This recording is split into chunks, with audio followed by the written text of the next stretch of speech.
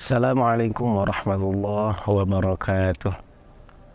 Alhamdulillah wassalatu wassalamu ala Rasulillah wa ala alihi wa sahbihi wa mawala. Asyhadu an la ilaha illallah wahdahu la syarika lah wa asyhadu anna Muhammadan abduhu wa rasuluhu alladzi la nabiyya ba'dah. Allahumma salli wa sallim ala sayyidina Muhammadin wa ala alihi wa sahbihi wa sallim tasliman katsira.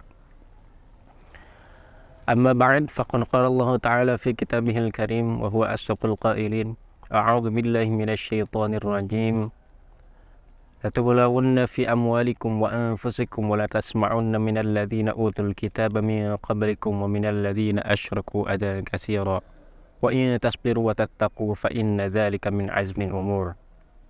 Alhamdulillah, sahabat Tarun Nahdlatul TV yang dirahmati Allah Subhanahu wa taala, kita bisa berjumpa kembali meskipun secara virtual dalam agenda kultum sebelum berbuka puasa.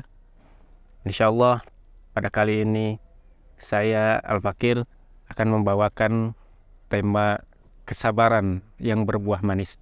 Sahabat Darun Nahdlatul TV yang dirahmati Allah Subhanahu wa taala, dalam kehidupan ini tentu kita akan sering ditimpa ujian, ditimpa bencana, ditimpa musibah. Karena memang itulah resiko ketika kita mengaku bahwa diri kita beriman. Sebagaimana Allah berfirman dalam Al-Quran, ahasiban nasu ayyutraku ayyaqulu amanna wa hum la yuftanun. Apakah manusia itu menyangka bahwa mereka akan dibiarkan mereka berkata beriman sedangkan mereka belum diuji, sedangkan mereka belum diberi cobaan? Atau dalam ayat yang lain Allah berfirman, la tublawunna fi anfusikum, sungguh kalian akan diberikan cobaan di dalam diri kalian, wa amwalikum, dan juga di dalam harta kalian.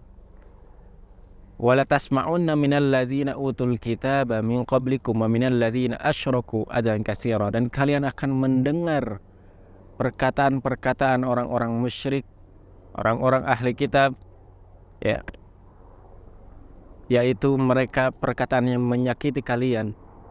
Tetapi kata Allah, wa in tasbiru wa tattaqu fa inna dzalika min azmil umur. Nah, walaupun di dalam kehidupan ini kita akan sering ditimpa bencana, ditimpa musibah, diberikan cobaan oleh Allah dari segi mungkin harta, dari segi materi, dari segi keluarga, dari segi mungkin hal lain yang berupa cobaan dari Allah, itu merupakan hal yang pasti akan terjadi. Namun bagi seorang muslim mempunyai sikap yang tidak ada pada orang-orang yang mereka bukan orang muslim. Sebagaimana dalam hadis Nabi bersabda, ajaban li amril mu'mini inna amrahu kullahu khair. Sungguh menakjubkan bagi urusan seorang mukmin, sesungguhnya urusan mereka semuanya itu merupakan kebaikan.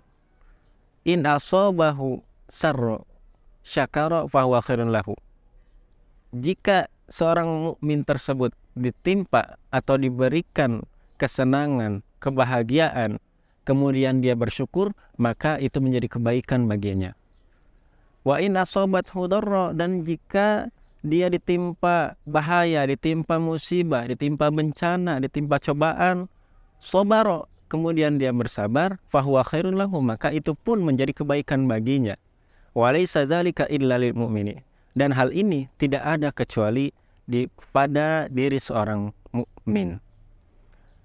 Oleh karena itulah ketika kita sedang ditimpa mungkin kesusahan, kepayahan, musibah, bencana, ya, dan segala macam dalam menghadapi, bahkan dalam beribadah kepada Allah,